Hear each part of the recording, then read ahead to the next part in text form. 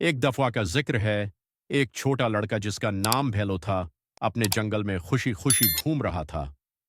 एक दिन खेलते खेलते वो एक अनजान रास्ते पर निकल गया और हमेशा के लिए गुम हो गया। काफी आगे निकल गया। अचानक उसकी नजर एक कदीम और जादू भरी किताब पर पड़ी जो जमीन पर पड़ी थी। भैलो ने उसे उठा लिया और जल्दी से उसके सफ़हात पलटना शुरू कर दिए।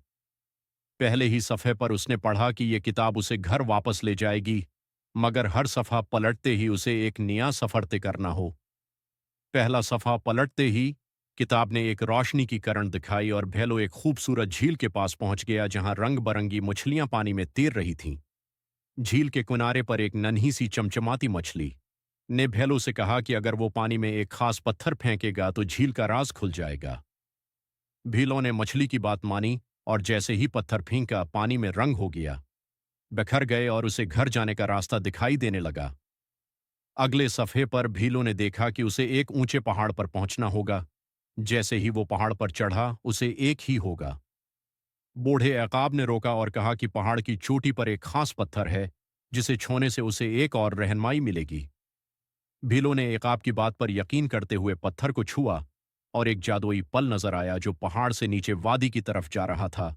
फिर अगला सफ़ा पलटते ही वो एक सुनसान मैदान में पहुंच गया।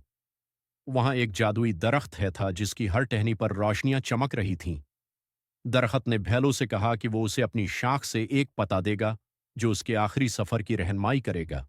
जैसे ही भैलो होगा ने पता हाथ में लिया, एक रोशन रास्ता बन गया जो उसके घर की तरफ ले जाने लगा। आखिरकार जादू भरी किताब की मदद से भैलो अपने घर वापस पहुंच गया।